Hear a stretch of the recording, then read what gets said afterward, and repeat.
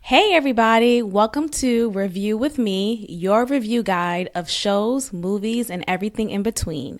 Be sure to click the like button, hit that notification bell, and subscribe to the channel. Now, let's get on with this review. Hello, hello, welcome back to another review with me. I am your host. Into it. We are reviewing the last two episodes of King's Court, and this is our main photo.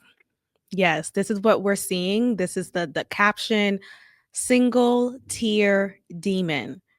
And if you saw the last episode, you'll know why I named it that. Thaddeus. Now look, you can like who you like, fine, right? Because I was team Thaddeus in the beginning. I felt like he just was a strong, hunk of love type of man. He seemed genuine. But over the season, I've noticed behaviors from him that were disturbing and quite frankly strange. I know I alleged last review that maybe he may have something going on with his sexuality considering how much he like picks at women and tries to kind of tear them down to build them up. I don't know what that's about, but my friend kind of brought me up to a theory that she had. Maybe he's struggling with his sexuality. Let's just say that. I don't want to continue putting that out there because that's his business. But the point is, the theory is that men who find reasons to kind of tear women down or break them apart, they don't really like women. Let's get into that. But anyway, the point is, let's get into episode 9. I'm going to do it as chronologically as I can. I took notes, so let's follow. So we jump into episode 9. It's titled Rumor Has It. And it's titled that because we learn in this episode that Tyson has a little gym girlfriend, allegedly. But we'll get into that. So, episode 9 starts off with Jennifer being kept from elimination. She was not eliminated. Tyson kept her. Now that she switched or got like place for Tyson's attention and desire, now that Carlos wants no parts and it's all about Janae. Okay. I feel like if I was, sorry, and want no parts of Jennifer and it's all about Janae, I think I said it right. I feel like if I was Janae, I mean, if I was Jennifer, I would feel like an object. I would feel like a piece of meat. Like, what do you mean you're done with me? How about you go date my friend? What? First of all, I wasn't even trying to be into you. First of all, I was giving you a chance because it was said that I was your perfect match. So I'm trying to see and explore this. But instantaneously, I felt a connection with Tyson, not you. So I feel like I don't know. Jennifer's too calm and poised enough, but like too calm and lax that she didn't even really see what was going on, in my opinion. I feel like what was going on here was Carlo just kind of all right, I don't really like you. You go ahead and date my friend. Like she's some trash that he could just pick up and put it in another dumpster, the dumpster being Tyson. Felicia is beginning to show her insecurities because for the longest, she's been rock solid with Tyson, my man, my man, my man. And now she is feeling and showing her insecurity. It's evident that Tyson is attracted to Jennifer, but she is starting late in the game and it still is something that he still has to grow with. They're tucked away in a cabana, Jennifer and Tyson, and it's just interesting because in the confessional, Jennifer's like, "Well, if he's your man, your man, your man, why he with me?" What's that song? Something about like, okay, he's your man, right? But he or the main girl who's like, okay, he's mine. You might have had him once, but I got him all the time. It's like, nah, bitch. You may have a home with him. You may have a house with him, but he's not yours. He's both of ours. Let's start there. We share him. Yeah, yeah. I have him on these days, and you have him on the other days. Okay. So if you want to talk about SZA, The Weekend, well, her song "Weekend," right? Anyway, the point is, Jennifer was being funny in that confessional, talking about he ain't your man, your man, your man. He right here with me though. Oh, he's your man. Oh, you thought? Clock it. Thaddeus is laying his ugly feet on Ariel. And I wish, you know what? I probably don't wish that I took a snapshot of that scene. And the producers, the videographer, the Andy Bravo, Andy Bravo, Andy Cohen, y'all deserve an ass whooping for giving us a close up of his feet. Y'all know what y'all were doing. I get it. Thaddeus is a wrestler. He's a big guy. So I'm not surprised that his feet look like that. But my goodness, it was not a sight to be seen. And for him to lay his feet on her, now granted, his feet wasn't like necessarily like on her lap. His legs were on her lap. But the point is, your feet is still there. Shit, it looked like it smelled too. Allison is telling us that she overheard Tyson talking about some girl at the gym. And he's saying how, yeah, I'm about to go hang out with my girlfriend at the gym, my gym girlfriend, whatever. And she's talking to Kalia about this. And she's saying, my gut has been telling me something's off about Tyson. Something's telling, something's off about him. I don't know what she means by that. I mean, granted, this is the only circumstance that could make her feel something is off, but what were previous events that led you to feeling this way is what I'm trying to understand. Like, why are you feeling like something's off with him? Like, what happened before this moment? So there's a scene with Carlos with Janae and Ariel.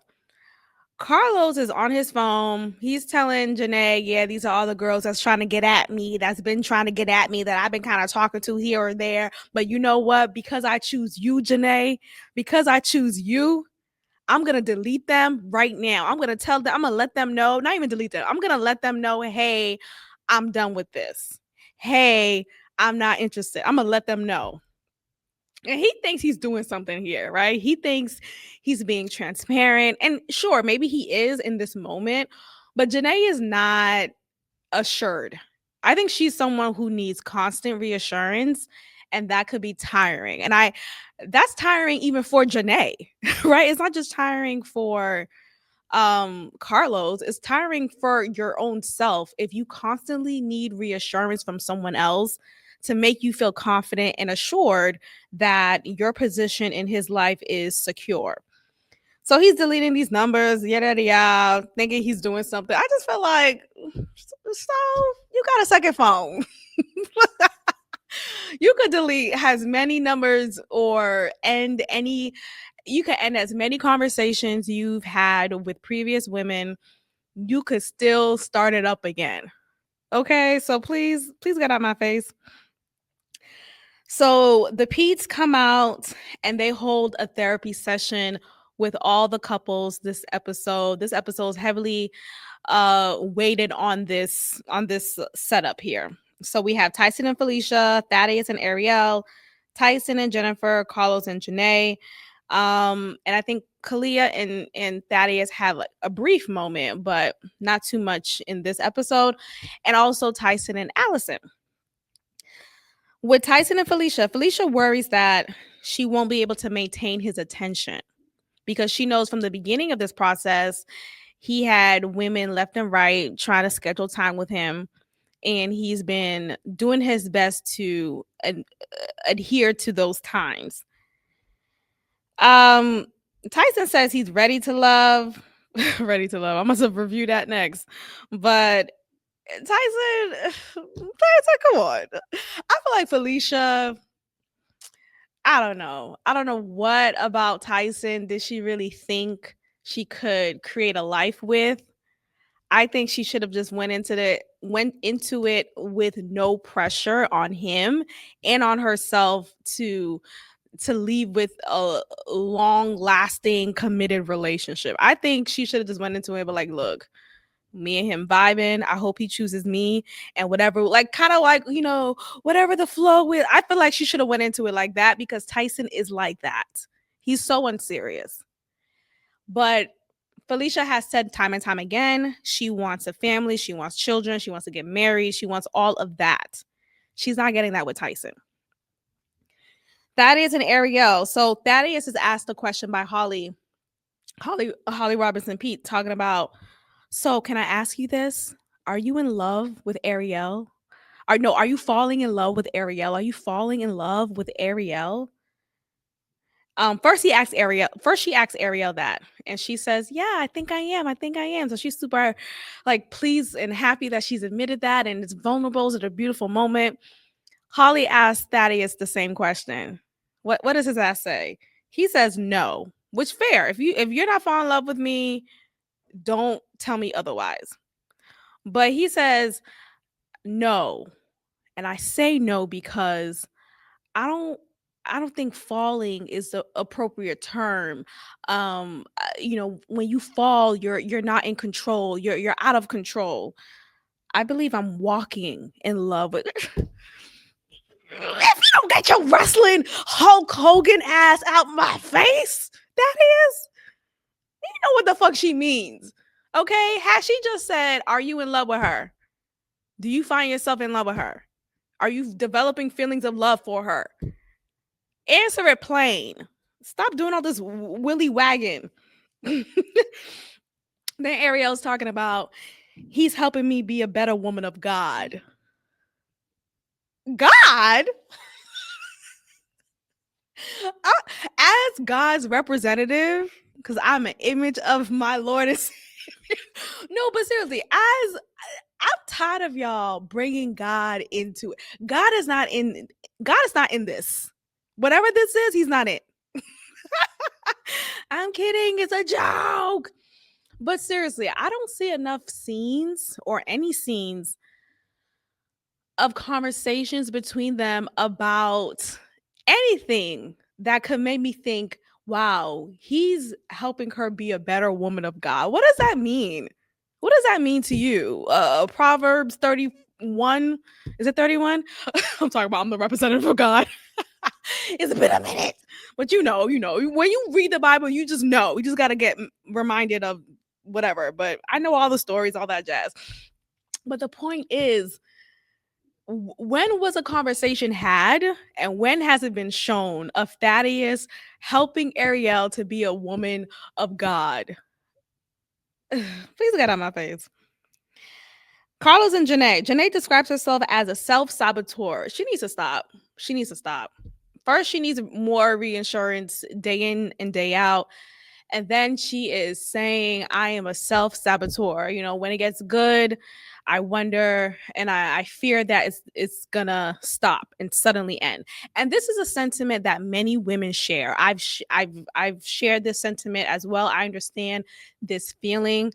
But I think it's unwise to wear it as a badge the way that Janae is doing.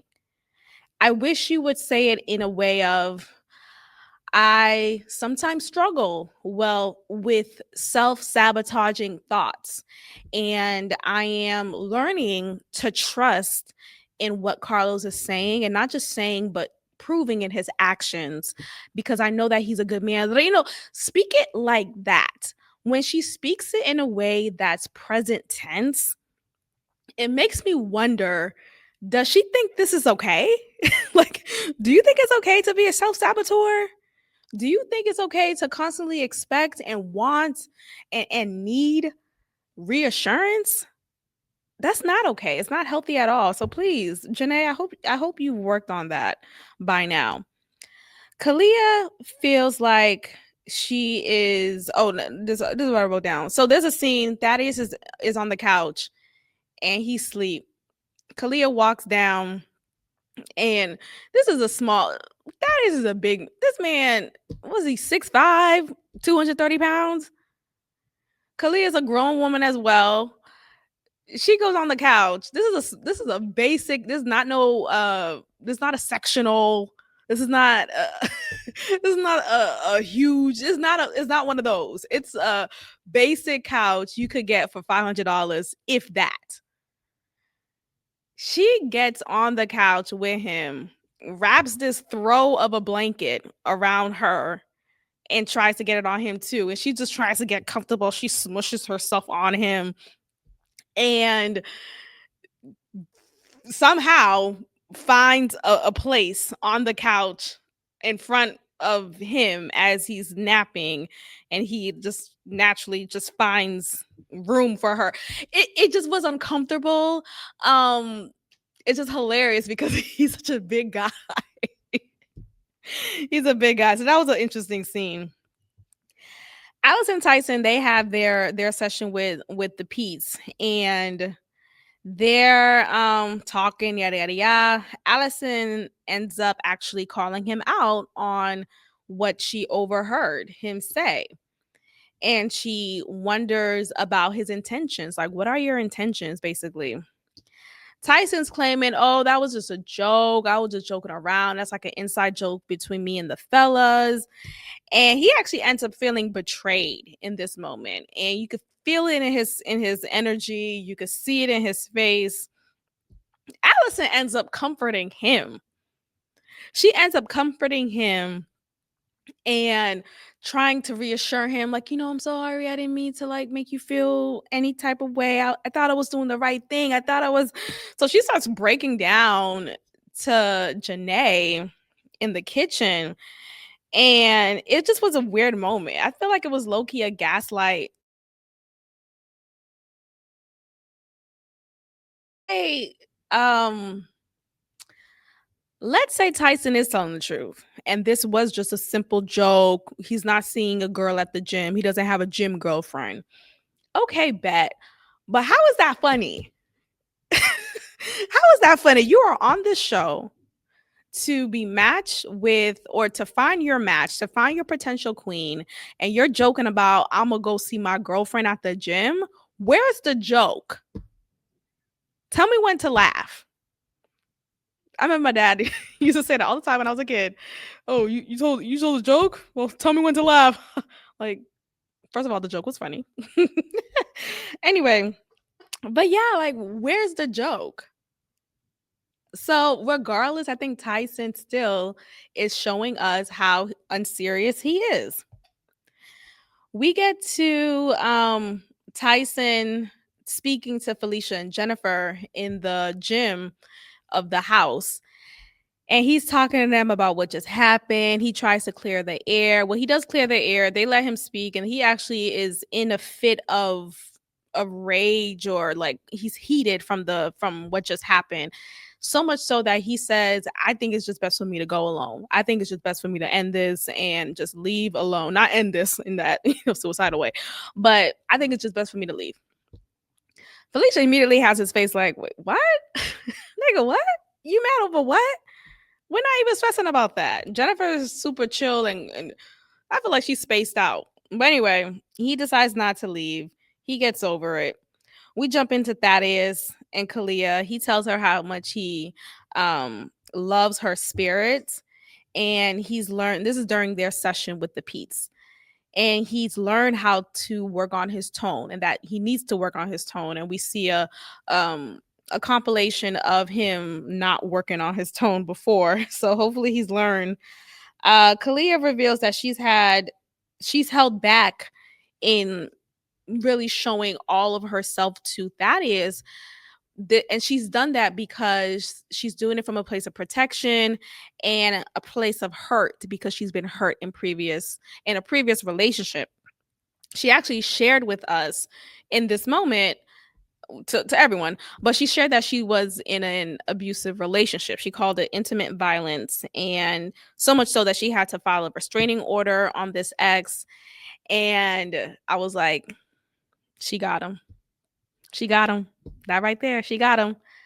There are some men who thrive off of their women having been in a dangerous past situation, coming out of it, and now they're with you, right? Or you're dating and you learned that about them, and now you're even more convinced that this is your woman.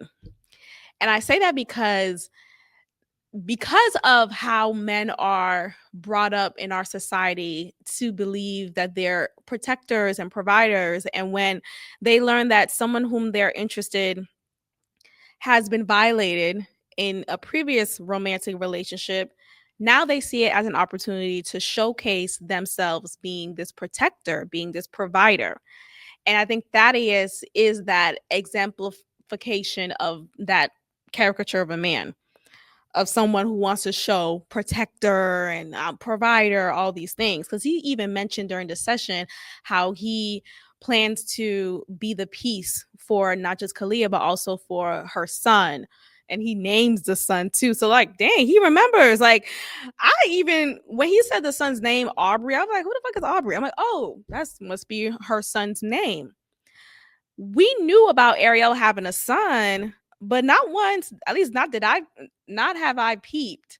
Not once did we see Thaddeus talk about life with Ariel and the son, this autistic son that we know all about him being autistic. Like, okay, is that his personality? Him being autistic? But we don't know his name. Thaddeus never said the son's name. So the point is for him to know the son's name of Kalia and now know about Kalia's abusive ex relationship, he's even more like he's locked in. He's locked in. Okay, clock that T. So he said in the confessional, he was drawn closer to her after he learned about this, and he see it as, she's an overcomer. She's an overcomer. What kind of bullshit is that? Why are you attracted to me more and more convinced to be with me now that you know I was in an abusive relationship previous to you? Why is that attractive? Like, that's just so weird to me. But just like the theory that I just said earlier, I think it's because this idea of, well, now I could protect you. Now I could demonstrate how much of a protector and how much of a great guy I am, compared to your last guy who abused you. So we get to Tyson and Jen. Tyson tells the Pete's that he sees no red flags in Jen. And Jen saying how, well, she wonders if he's ready. You know how she talks. I wonder if girl, speak up. I wonder if he's ready. Tyson says he claims to be ready for his queen. So we'll see. But y'all already know. If you know, you know. Felicia. So right after that, Felicia summons him. She summons him as soon as he walks into the room or the house. And she summons him and they speak in the gym area in the house. And she's telling him about, like, I need you to make a decision. I need you to have clarity. Why are you confused? It rubbed me the wrong way when you threatened to leave alone. And Tyson's saying, I feel like you're adding pressure on me. I don't like this, all this confrontation. And you could see him shutting down. He doesn't like being held accountable. He doesn't like being spoken to as a mature adult. Like, he literally, as Felicia's speaking to him, his head's down. He's looking like a little kid. It's actually quite fascinating to watch. And then at the end of this episode, Tyson eliminates Allison, definitely gives her this, like, I see you more as a friend, as a colleague type of vibe. And I'm sure you could see that too. And they leave on good terms. Allison clarifies why she called him out and understands how calling him out about the whole gym girlfriend thing definitely made him feel betrayed or some type of way about it because it was done in front of the Pete's. Nonetheless, I think Tyson, I think he held on to that more rather than just recognizing, okay, that joke was done in poor taste. Regardless of Allison calling you out in front of the Pete's, that should not have overrode the accountability he should have had about the joke itself. Like that. Okay, so what? Yeah, yeah, I called you out in front of the Pete's. Maybe I shouldn't have done that. But don't let that ride more or heavier than the fact that you even said this tasteless joke. How about that? How about that? And we're here with episode 10 review. Episode 10 is called Crown Jewels. So we start off with Tyson taking Jennifer on his motorcycle. And while this is happening, Felicia is in the house aggressively whipping, battering, whisking. Is whisking. I should have wrote whisking. Whisking eggs in the kitchen. Just super mad. Mad at life, mad at everything. It's like, girl. Janae and Carlos, they go on a little helicopter date ride, which is cute. And Ariel takes Thaddeus horseback riding. So we're left in the house with Ariel, not Ariel, sorry, with Kalia and Felicia. Kalia is beyond frustrated. She's like, I'm pissed. This is messed up. I know he's my person. And the fact that he's on this date with her, it's like, girl, I get it. It's probably frustrating and annoying to have to see your man actively dating someone else. But this is the process. Let us go through this process and we'll see how it ends. Felicia's in the kitchen talking about the Holy Spirit got us. The Holy Who got who? Can y'all leave God, Christ, Holy Spirit? Leave them out. Leave them out of this Holy Spirit ain't got you, or you. What are we talking about? And then Kalia's talking about, yeah, thank you so much for saying that. Yeah. Mm-hmm. Now how she is. She's like, yeah, thank you. Wow, thank you so much for saying that. Kalia, please. Kalia, please, with her ass. And Felicia, please, with the Holy Spirit, please. Ariel says she would be heartbroken. She would be so upset if Daddy didn't choose her. Well, ma'am, you better start being upset. Because I'm not picking you. He does not pick her at the end. Spoiler alert. And yeah, I wrote down here that she doesn't have a sob story like Kalia does. I think naturally though, it seemed that Thaddeus was more mesmerized or just hooked onto Kalia more than he was to Ariel from the beginning. Something about Kalia. I don't know. Kalia put she's talking about she had a vision board. Sounds like witchcraft to me. Hello, can we talk? Can we talk? Sounds like witchcraft to me. What you talking about? You made a vision board and you saw me on it. Huh? No, no. Give me my free will, bitch. Give me my free will. So I think and not to be any type of way, but if you she isn't she Ethiopian? You could tell with her forehead, right? Isn't she Ethiopian? So let's just say that. Let's say that.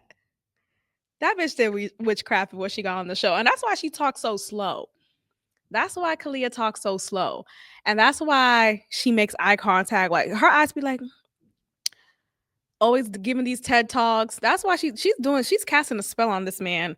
It's gonna run up. That you cannot let me stop. Let me this is not the time for this. Anyway, I do think she did a little witchcraft. Let me just say that. That's my opinion. I don't know these people. Nothing is factual. But anyway, yeah. Ariel doesn't have a sob story. She does not have a sob story. Sure, she has an autistic kid. Okay, whoop de doo. Half of us are autistic. But I'm sure it's difficult for a single mother to navigate that with a son who's 9 years old, right? He's young. So maybe there's something there, but I'm just saying that to say a lot of adults have been recently diagnosed in their adult age, and they've learned just now that not only do they have ADHD, but they have autism. Okay? So your kid being autistic, okay, the sky is blue. Okay, pigs can't fly. Okay, the sea is not parted. So anyway, we continue. We continue, and we get to Carlos bringing up the topic of a prenup with Janae. Janae saying how she's been exposed to women who's been left with nothing. Mothers and wives, they've been left with nothing, and the rug was pulled up from under them.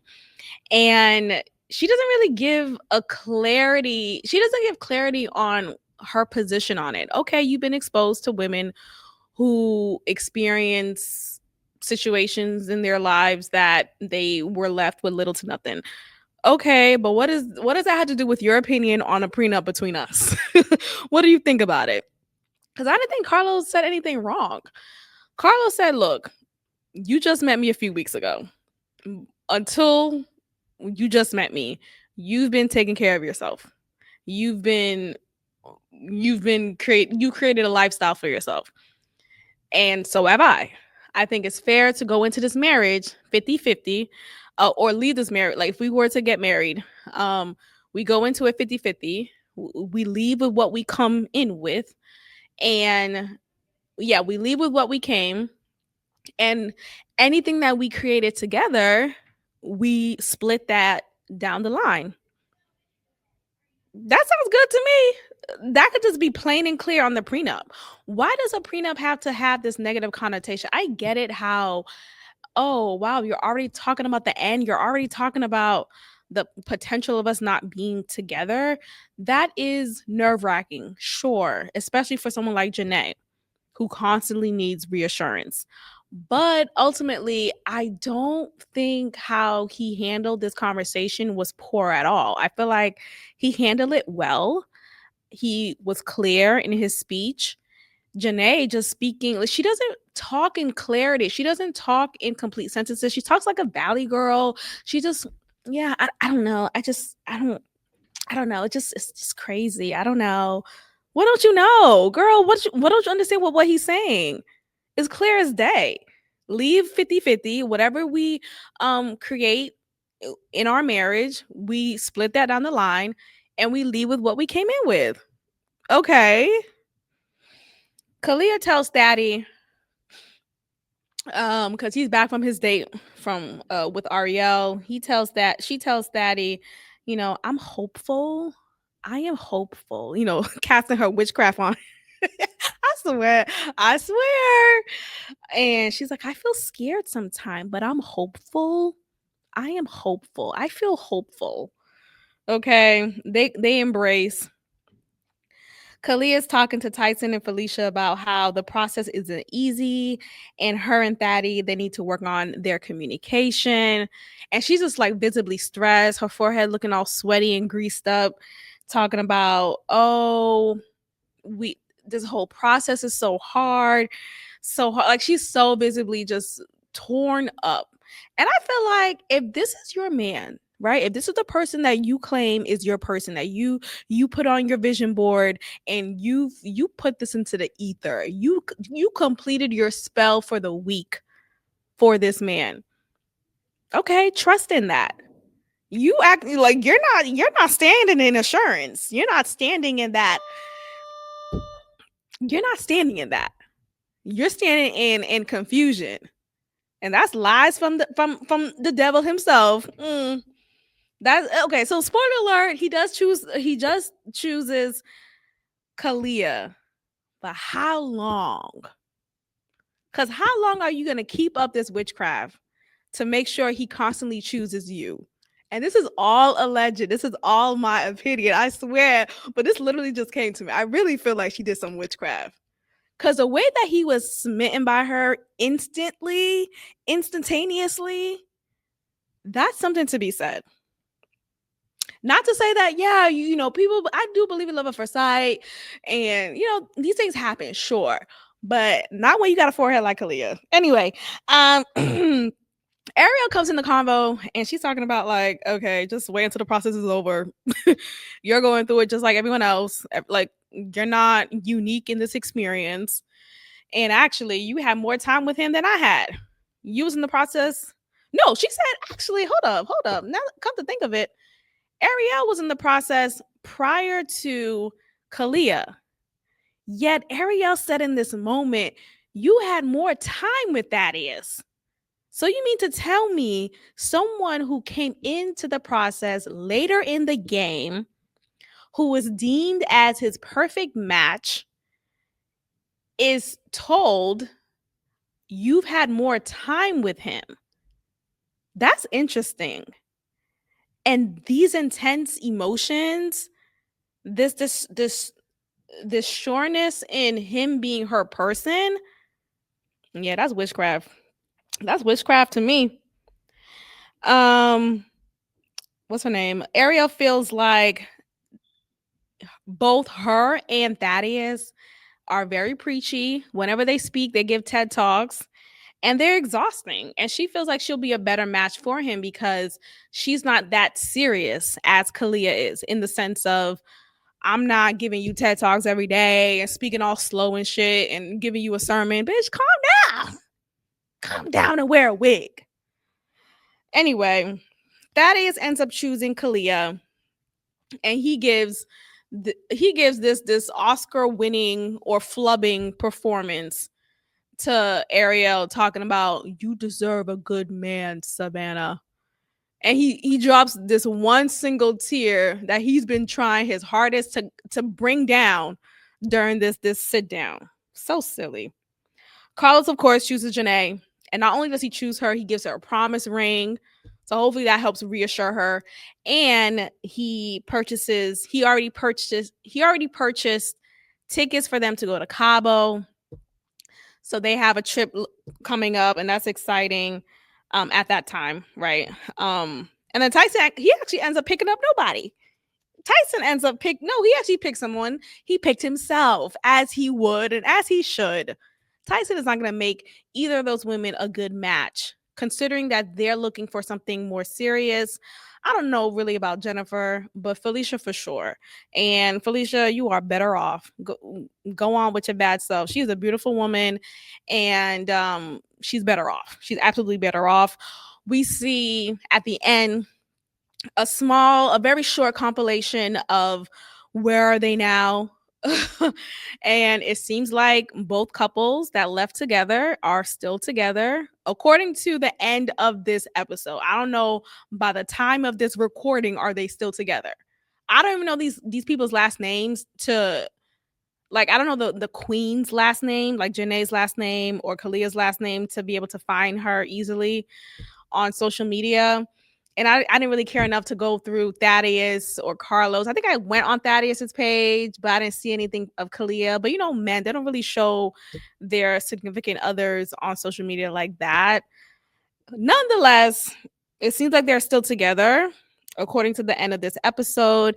Remember in the beginning, we learned that Janae lives in Tampa and Carlos is in Miami. So she actually ends up moving. She ended up moving to Miami. I don't know if they live together or she just lives in Miami and lives in a separate home, but that's definitely progress. And with Thaddeus and Kalia, we see a picture of Thaddeus with Kalia's son and Kalia. They're in front of a theater, it looks like. So, I mean, hey, love wins. Witchcraft wins, right? This is a joke. I'm joking. Don't be offended in the comments. If you've enjoyed this review, let me know in the comments below your thoughts and opinions on this whole season in these last 2 episodes. I really enjoyed this season. This show was really great. I did not watch Queen's Court, so I don't know how it is in comparison to that, but I may watch it just because I really enjoyed King's Court. So that is all. Let me know your thoughts and opinions. Make sure you are subscribed. That's your way of supporting this small broadcast and that is growing and thriving. So let me know your thoughts in the comments below, and I'll see y'all next time. Bye.